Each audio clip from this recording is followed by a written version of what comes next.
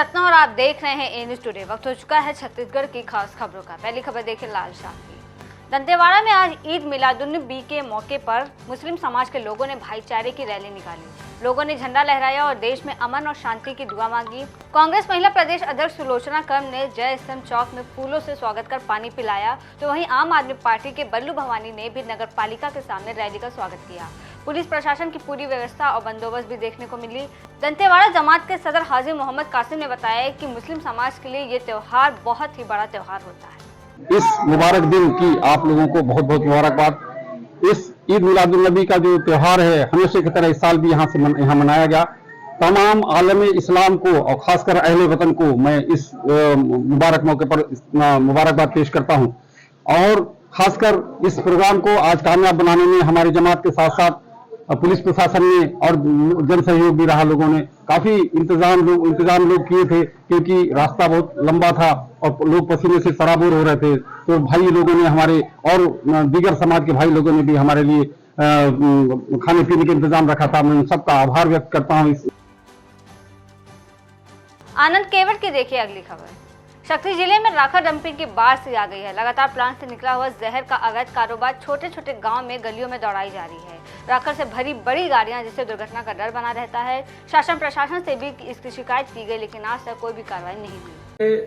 जहां राखड़ का डंपिंग होना चाहिए वहां हो, क्योंकि जिस समय भारतीय जनता पार्टी के यहाँ पर सरकार था और उन्होंने जांजगीर जिला उस समय था, अभी शक्ति जिला हो गया, जहां खेती बाड़ी करते हैं लोग बाग, वहां पर उन्होंने फैक्ट्री खोलने का काम किया।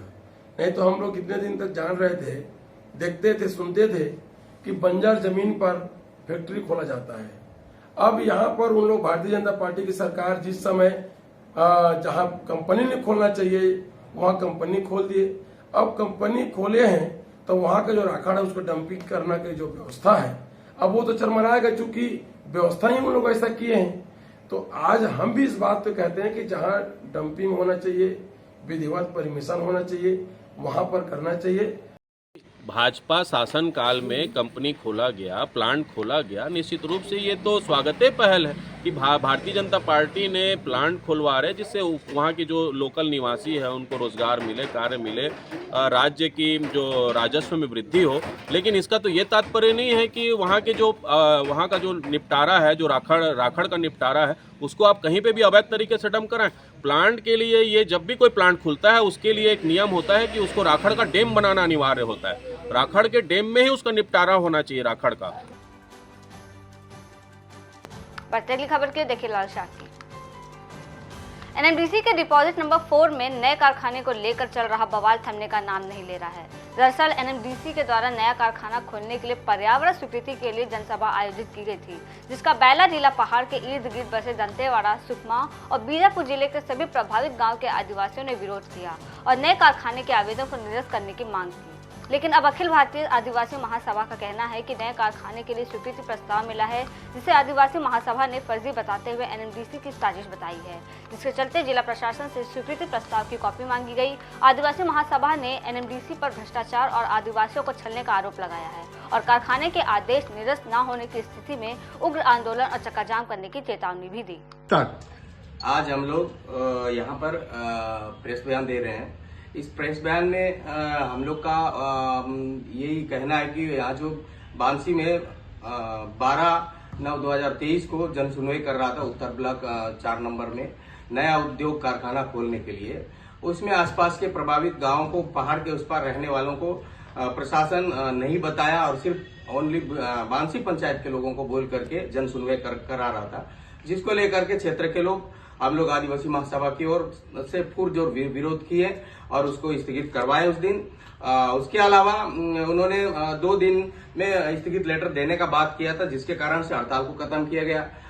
उन्होंने 2 दिन होने के बाद भी स्थगित लेटर नहीं दिया और 25 तारीख को और 14 माइंस में क्षमता विस्तार के लिए उन्होंने भी जन सुनवाई का आयोजन कर रहा था, जिसको क्षेत्र के लोग विरोध करते हुए उस भारी मात्रा में गांव के लोग सब एकत्रित हुए थे 25 तारीख का विरोध करने के लिए। और उस विरोध को वहां पर देखते हुए प्रशासन ने 2 दिन पहले मीटिंग लिया और मीटिंग लेने के बाद कलेक्टर के सामने में क्षेत्र के लोग अपने विकास मूलभूत सुविधा के संबंध में मांग रखे। उन मांग को न करते हुए कलेक्टर साहब ने इनकार किया और हम लोग जन सुनवाई को रोकने का तैयारी किए थे। सरगुजा संभाग के आईजी के नेतृत्व में इंटरेस्ट संयुक्त बैठक आयोजित की गई। बैठक में आईजी, सीआरपीएफ के वरिष्ठ अधिकारी, झारखंड के एसपी सहित बड़ी संख्या में इंटरेस्ट सीमा के वरिष्ठ पुलिस अधिकारी शामिल हुए। आईजी ने बताया कि बैठक में वरिष्ठ अधिकारियों की मौजूदगी में आगामी विधानसभा चुनाव के मद्देनजर संभावित नक्सली मूवमेंट और विधानसभा चुनाव के दौरान नक्सली द्वारा अप्रिय घटना को रोकने के लिए विस्तृत कार्य योजना तैयार की गई है। इन सभी कार्य योजनाओं को देखते हुए इंटर स्टेट सीमा के अधिकारियों का भी सहयोग मिला। इतना ही नहीं, आपराधिक गतिविधियों में शामिल लोग अपराध करके झारखंड की ओर भागकर छुपने का प्रयास करते थे, लेकिन अब झारखंड की ओर से भी उन्हें कोई सहयोग नहीं मिल रहा है, जिससे अपराधों में भी कमी आएगी। जैसा कि आप सभी को मालूम है कि छत्तीसगढ़ में नवंबर माह में विधानसभा चुनाव प्रस्तावित हैं और ये क्षेत्र पूर्व में नक्सल प्रभावित रहा है। तो आसन्न विधानसभा चुनाव पूर्ण से शांतिपूर्ण हो, इस संबंध में हमारे झारखंड के सीमावर्ती जिलों के पुलिस अधिकारीगण, आईजी पलामू रेंज साहब और हमारे सीआरपीएफ के सभी अधिकारी, वरिष्ठ अधिकारीगणों के साथ यहाँ पर एक बैठक आयोजित की गई है, जिसमें संभावित नक्सल मूवमेंट और विधानसभा चुनाव के दौरान किसी भी नक्सलियों द्वारा किसी भी अप्रिय घटना को रोकने के लिए एक विस्तृत कार्य योजना तैयार की गई है।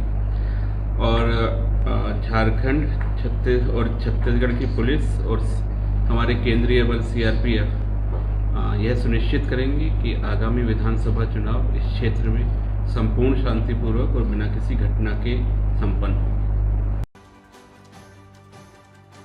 संसदीय सचिव चिंतामणि महाराज ने समाज के महत्वपूर्ण बुनकर समाज के उत्थान के लिए सामुदायिक भवन का भूमि पूजन किया। जानकारी के लिए बता दें कि क्षेत्रीय विधायक के द्वारा पहले भी उरांव, कंवर, पांडो और नगेसा समाज के लिए उत्थान के लिए सामुदायिक भवन बनवाने के लिए पहल किया गया है। नहीं, देखिए, सामुदायिक भवन बनाने का मकसद ये रहता है, लोग दूर दूर गांव के आते हैं। यहाँ तहसील मुख्यालय है, एसडीएम कार्यालय है, बैंक आदि सभी हैं। लोग आए, यहाँ आ करके लेट हो गया तो लोग रुके, एक ठिकाना हो और दूसरा जो उस समाज के लोग पढ़ने के लिए आने वाले हैं वो छात्रावास नहीं मिला तो उन लोग कहाँ जाएंगे। ऐसे लोगों के लिए एक ठिकाना भी होगा और समाज के लोग बीच बीच में हम लोग बैठक करेंगे, समाज सुधार के लिए बात करेंगे, तो उसके लिए भी महत्व बनाएंगे। मेरे को सभी समाज को देना है, लेकिन अभी कुछ समाजों का हुआ है, अभी बहुत सारे समाज को देना अभी शेष है। बलरामपुर में स्थित एकमात्र संस्कृत महाविद्यालय संत गहिरा गुरु महाविद्यालय को सीएम की अगुवाई में हुए कैबिनेट की बैठक में सौगात मिली।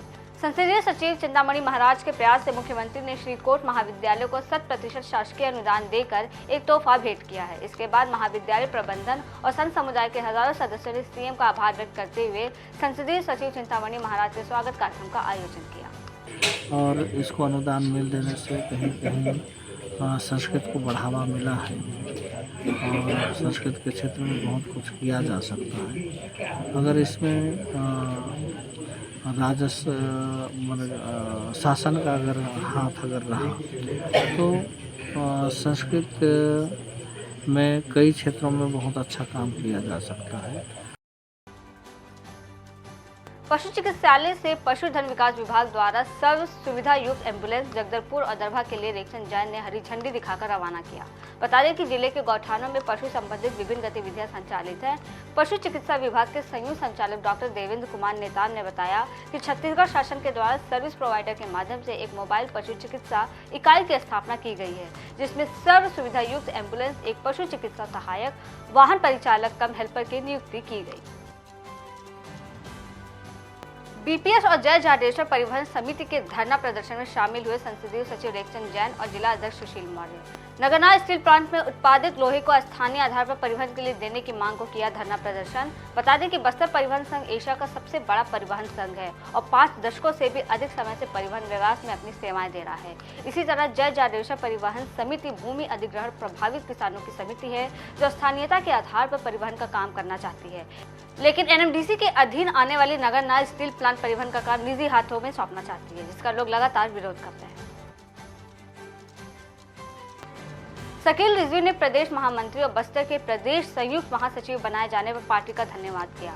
साथ ही पार्टी के वरिष्ठ पदाधिकारियों का आभार जताया। इस पद के लिए शकील रिजवी ने राष्ट्रीय कांग्रेस अध्यक्ष मल्लिकार्जुन खड़गे के साथ मुख्यमंत्री भूपेश बघेल, राज्य अध्यक्ष दीपक बैज, कुमारी शैलजा और टीएस सिंह देव, चंदन यादव आदि से भी पार्टी के वरिष्ठ नेताओं का आभार व्यक्त किया।